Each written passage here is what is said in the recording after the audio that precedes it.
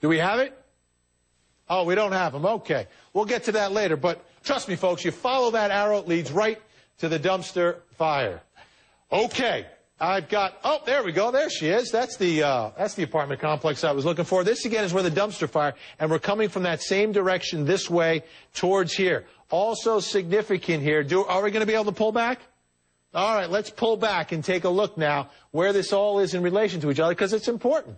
This, again, is baby Lisa's home here. You follow the arrows, you see how quick it is to get to this complex, or the dumpster fire, which is reported at around 2:30 in the morning, but obviously set at some time before then.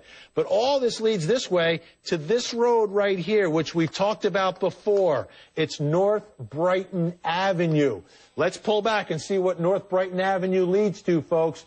Do you recognize this? Take a look at this. Do you recognize that area? I'll tell you exactly what it is. That's the gas station where the surveillance video shows a man walking in this direction at about 2:15 in the morning. Again, following that same flow. Pull back a little bit more, and you'll see the whole picture now.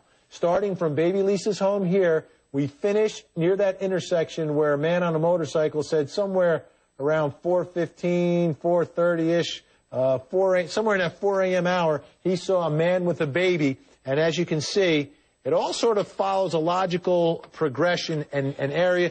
Does it mean anything? Well, it might mean a lot. It might mean a whole lot because of a couple of issues here. Who would have access? Who would know how to cut through the backyard like that? Who is familiar with that neighborhood? Let's bring in my guests. I've got Mike Brooks, HLN law enforcement analyst with us, as well as Gene Casares, correspondent for In Session on our sister network, True TV. Mike Brooks, let me start with you first with that route and how easy it is to get from baby Lisa's home to where that fire is. To me, that fire now becomes even more significant, even more important in this investigation, and that dumpster was seized by investigators, Mike. Vinny, that's the big piece right here, that they took that dumpster. And again, it goes in line with the timeline that we're trying to put together of exactly when things happened. But no, that dumpster in close proximity to where little baby Lisa disappeared from, and a normal dumpster fire, law enforcement and fire officials, arson investigators, wouldn't normally take a dumpster. Now, the pictures we're looking at the dumpster, that's that dumpster. It looks like there was some heavy fire involvement, and it was early morning hours. And then we go back to what we've been hearing from Deborah, the mother, that law enforcement, during an interview, one of the initial interviews, had something, and they showed her something that had been burned.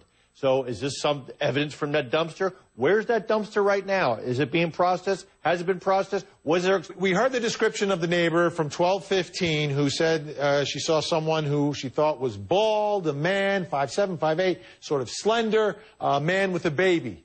Well, you heard the story about the handyman in the neighborhood, right?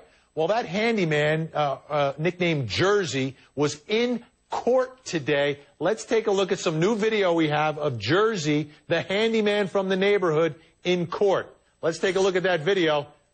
No hair, Mike. No hair at all. Slender build. Fits the description a little bit. It's the same basic description what we were hearing. And obviously there's other people that look like this, but let's take a look at the man, if we can. There he is. Shaved head. To me, that's significant. Gene Casares, the other thing that is significant is that home, the yard that you can cut through to get to that dumpster, that's a home that he does a lot of work on in the neighborhood. It's the Watsons' home, the elderly couple. He takes care of their lawn. And as a matter of fact, let's do this, Gene. Let's take a listen to Mary Hurt, whose house is next door to the Watsons' house. I spoke to her earlier on Special Report, talking about whether or not she saw this man, Jersey, in the neighborhood that day. Take a listen. I saw him earlier in the afternoon around 1 o'clock or so and talked to him briefly. Hi, how you doing? Went about putting on the sprinklers. And then at 9:30, when I came home later that evening, the sprinklers were still on. They were still in the same spot, which is very odd. At next check at 11, they had been turned off. So I can only assume that between those hours, at some point, he came to turn those off. And Gene Cassar, something investigators did is they found some footprints from the wet ground next to that home. They took imprints of it. A lot of clues, I guess, and more clues than we thought investigators may very well be dealing with right now. You know what she also said to you in that interview was that he had a fascination with fires and that she could expect him to enjoy doing something like that. So there could be no significance at all. But the fact, as Mike Brooks said, that that dumpster was taken and replaced by another dumpster. And she also said that he had a criminal background in arson. Now, we have not substantiated that, but that is what she said that she knew. Interesting, and we take a look there at Jersey, the handyman in court today. He's in court not related to this case at all. It's related to some other charges, nothing having to do with baby Lisa, but he was in court today. That's what he looks like. And again, it's consistent with the description of at least one witness. What does it mean? Was he just in the neighborhood? Was he up to something else? Obviously, investigators working on it, but at this point, we just don't know.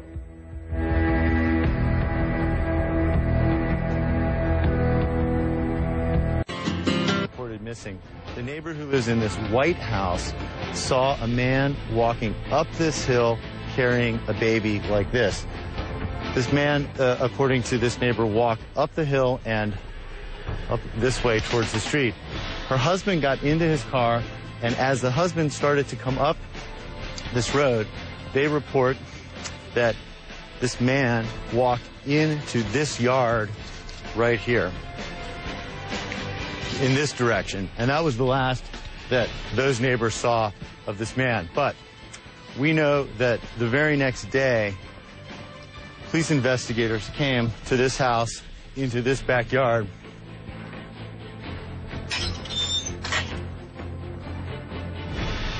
and focused their investigation on this area right here.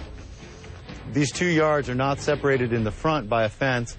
And arriving back here, there's a gate here that does not lock. It has no locking mechanism at all. There had been a sprinkler running, so the ground was soft, and we know that investigators took molds of footprints right here along this flat area of this yard. If you follow up either of these two yards, up this hill,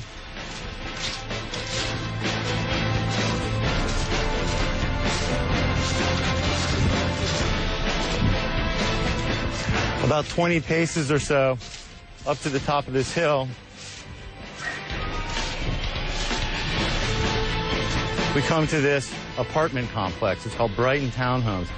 Right at the far end of this unit, right between that gap there, you can't see it from here, but just down there is a dumpster that was reported set on fire in the 2 o'clock hour of that same evening. We know that police have searched areas around and in this apartment complex repeatedly. This leads to a road called Brighton, and if you hang a left, that leads to the BP gas station, where at around 2:30 or so, surveillance camera footage caught a figure walking by the road. So who was that man who was reportedly seen by that witness? Well, that witness gave a description of that man. And there was also a description given of the handyman in the neighborhood. Take a listen. He was wearing like a dark colored pants and what we believe was a t-shirt, like a white t-shirt. And then he had the baby in his arms and he had the baby's head kind of like this. His hair is completely shaved off now. He doesn't have a beard. He may have occasionally like a 2 or 3 day stubble going on where he didn't shave. But nothing like the pictures. About how tall was he? Shorter than about you? 5'8", probably the same height as I was, yeah. Mm-hmm. What kind of build? Smaller build. We were able to see that he was kind of taller. I'd say at least 5'8" or taller, and he was really slender. Slender, 5'8". Take a look at this video, folks. I don't see any hair on this man's head. Is that consistent? Well, that is the handyman. Goes by the nickname of Jersey. John Tanko's his name. He was in court today on unrelated charges to the baby Lisa case. But could this be the man that was seen walking around the neighborhood? You know, he did work at that house next door, that house that you cut right through to get to the dumpster. This is very significant. Now, what's his relation to other people in the case? Well, Megan Wright, the woman who has spoken out with the pink hair, well, that's his ex-girlfriend. She spoke again and talked about this man, Jersey, and fire. Take a listen. They just asked me, mainly with my ex-boyfriend Jersey, if it was something that he would be capable of, which I told him is highly possible because he's a firebug. It's an uncontrollable urge for him to play with fire. He has arsons on his record as well as a few other things. So it wouldn't be a stretch for me to think that he'd be capable of something like that. Had you ever seen him light fires before? Nothing more than like a backyard barbecue type of fire. But did he talk about it? He had talked to me about his past, yeah. Gene Casares, this seems to me to be a very significant development, you know, and this is what you were talking about. I mean, his own ex-girlfriend talking about him and fires. Mm-hmm. But how do you reconcile it with an FBI cadaver dog making a positive alert of human decomposition in the bedroom of the mother of baby Lisa? Oh, more questions than answers. The search for baby Lisa continues. Gotten stolen out of our yard on Monday morning, and the person who took that dog was John Tanko. I saw little Callie running all around, and he was following her for wherever, you know, how she went. He was following her, you know, pretty much everywhere, you know, just following her all around. And then I talked to him out there, and he said he was a handyman, and he done work for a few of the people around here. But I never saw him before. They're all talking about the handyman from the neighborhood, John Tanko, nicknamed Jersey, who was in court today. I want to bring in Mike Brooks. Mike Brooks, any significance now to this man and a dog in the neighborhood? What is that? That's a good question. What happened to that dog? We just heard that lady. I think eventually he's recovered at the pound or something. Right, but still, what happened to it that day? Where did it wind up? Where did they recover it? These are all important things. Did he take the dog somewhere? Did he walk it along, in the neighborhood? Did he take it somewhere else? We don't know. Did he try to sell the dog? These are all questions, but my question is, if she knew that he took the dog, did she report it to police at the time? It's bizarre. And the other aspect, and we haven't focused on this at all tonight, is the family, who is still, in focus in this police investigation. Got a note here from baby Lisa's family's attorney, Joe Tacopina. Want to read it for everybody so I can give you the latest in what's happening with the family of baby Lisa. It reads, please note that Kansas City attorney John Paserno will be joining the team. Neither Mr. Paserno nor I will be fielding any further press inquiries at this time.